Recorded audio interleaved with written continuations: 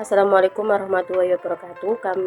Kami di sini akan mempresentasikan tugas kelompok penerapan interaksi manusia dan komputer dalam kehidupan sehari-hari. Anggota Maulidia Rahmawati, NIM 21121110015.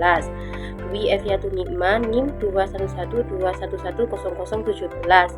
Saidatul Mufaridat, NIM 21121110022. Di sini saya akan menjelaskan tentang sejarah dan tujuan interaksi manusia dan komputer. Yang pertama yaitu tahun 1950-an, 2 tahun 1960 sampai 1970-an. 3 tahun 1970-an sampai 1990-an. 4 tahun 1980-an, 5 tahun 1990-an. Sejarah perkembangan interaksi manusia dan komputer. Sejarah interaksi manusia di sebuah komputer dimulai dari tahun 1700-an, akan tetap saya baru tetap menjadi sebuah teknologi dari tahun 1940-an sampai 1990-an. Berikut perkembangan sejarah interaksi manusia dan komputer. Yang pertama, tahun 1950-an. Di tahun ini, antarmuka pada tingkat keras untuk teknik mengalihkan panel. Di tahun ini, mesin sangat digunakan di sebuah tidak praktik sebab mesin komputer yang sangat mahal. 2. Tahun 1960-an sampai 1970-an. Perkembangan pengguna teknologi ini secara cepat dengan mengagumkan ke bermacam-macam seluruh penjuru kehidupan seperti pendidikan, pertahanan dan perusahaan dan lain-lain.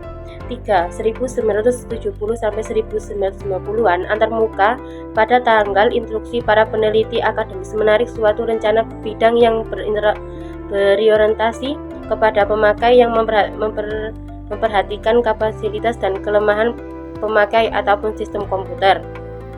4. Tahun 1980-an. Istilah manusia komputer interaksi pada HCI atau interaksi manusia dan komputer Anata Moktumbol tingkat penataan interaksi MIS GUI multimedia.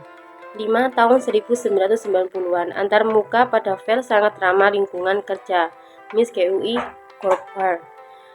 Tujuan interaksi manusia dengan komputer. Yang pertama, berguna, 2 fungsional, 3 aman, 4 produktif, 5 efektif.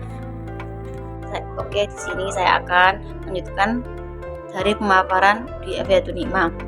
Di sini saya akan menjelaskan mengenai latar belakang apa itu IMK. Saat kita menggunakan komputer tanpa disadari, sebetulnya kita sedang berinteraksi dengan komputer yang kita gunakan. Bila kita menginputkan suatu data menggunakan perangkat seperti keyboard dan mouse, maka komputer itu akan mengolah data, lalu hasilnya akan ditampilkan melalui perangkat output seperti monitor. Saat itulah dialog antara manusia dan komputer terjadi. Dan disitulah muncul sebuah disiplin baru, ilmu baru, yaitu interaksi manusia dan komputer, yang dalam bahasa Inggris disebut Human Computer Interaction atau HCI. Jadi apa itu IMK? Merupakan salah satu disiplin ilmu yang mempelajari hubungan antara manusia dan juga komputer yang meliputi perancangan, evaluasi, dan implementasi antarmuka pengguna atau user interface. Sehingga pada pembahasan IMK itu dapat memiliki 3 komponen penting, yaitu pertama manusia. Manusia dimaksud yaitu pengguna individu atau grup. Salah satu yang akan dibahas yaitu tentang indera yang dimiliki oleh manusia tersebut. Yang kedua yakni komputer. Komputer yaitu semua teknologi baik dari PC yang berskala besar.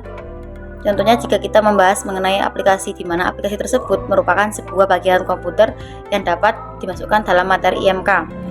Yang ketiga yakni interaksi antara manusia, lingkungan kerja, di mana interaksi tersebut akan memastikan bahwasanya manusia dan juga komputer itu dapat berjalan dengan lancar. Selanjutnya di sini saya akan menjelaskan penjelasan dari 3 bidang keilmuan yang sudah dijelaskan oleh Saudara Lydia Rahmawati, yaitu terdapat beberapa cabang ilmu yang terkait dengan IMK. Di antaranya yang pertama ilmu komputer. Ilmu komputer merupakan ilmu yang mempelajari studi sistematis, proses algoritma, dan menjelaskan sistem informasi, analisis, desain yang berhubungan dengan program dan hardware komputer. Kemudian yang kedua psikologi, yaitu memahami sifat dan kebiasaan, persepsi, keterampilan motorik pengguna. Ketiga, desain grafis. Dengan mempelajari ilmu ini, kita bisa mendesain interface yang cocok untuk digunakan oleh pengguna. Yang keempat, sosiologi. Dengan mempelajari ilmu ini, kita bisa mengetahui pengaruh sistem manusia dan komputer pada struktur pada suatu lingkungan. Kelima, ergonomi, yaitu ilmu yang mempelajari aspek fisik dari pencocokan mesin ke manusia seperti papan ketik komputer, layar monitor, dan lainnya. Yang keenam, antropologi, merupakan ilmu yang mempelajari budaya masyarakat suatu etnis. Tentunya budaya orang Indonesia akan berbeda dengan budaya orang Barat saat menggunakan suatu teknologi. Dan yang terakhir yaitu linguistik, yaitu merupakan ilmu yang mempelajari tentang bahasa. Dalam aspek bahasa, untuk melakukan dialog diperlukan sarana komunikasi yang memadai berupa suatu bahasa khusus, misalnya bahasa grafis, bahasa alami, bahasa menu, dan bahasa perintah. Selanjutnya saya akan menjelaskan apa saja sih contoh penerapan dalam IMK, yaitu yang pertama penerapan IMK dalam bidang keuangan. Contohnya kasir yang menghitung pembelanjaan pembeli menggunakan mesin kasir modern yang sekarang sudah menggunakan touchscreen sebagai alat inputnya. Banyak aplikasi di Play Store, contohnya kayak Macu, Kasir, dan banyak lainnya. Terus teller bank yang menggunakan komputer untuk mengupdate data nasabah seperti menabung, menarik tunai, transfer, dan sebagainya. Selanjutnya penerapan IMK dalam bidang pendidikan. Sekarang mahasiswa bisa melakukan interaksi input KRS atau kartu rencana studi melalui sistem informasi manajemen akademik. Nggak kayak memudahkan banget untuk mahasiswa yang tempatnya jauh dari kampus. Kemudian mahasiswa dan dosen yang melakukan kegiatan belajar mengajar di kelas dengan menggunakan laptop dan infobus sebagai media komunikasi. Terus yang ketiga penerapan IMK dalam bidang kedokteran, yaitu contohnya penggunaan laser pada operasi medis dan penggunaan mesin Roentgen untuk melihat bagian dalam tubuh. Yang terakhir penerapan IMK dalam bidang keseharian. Orang sekarang tuh lebih memilih alat transportasi berbasis online. Contohnya sebut saja penggunaan Gojek, terus Grab, Maxim, dan banyak lainnya yang sudah merajalela di Indonesia. Terus saat ini juga orang dapat membeli suatu barang tanpa datang ke toko langsung. Hanya melalui online shop, sekarang orang dapat membeli dan langsung diantar ke rumahnya. Contohnya dalam aplikasi Shopee, terus Tokopedia, dan banyak lain.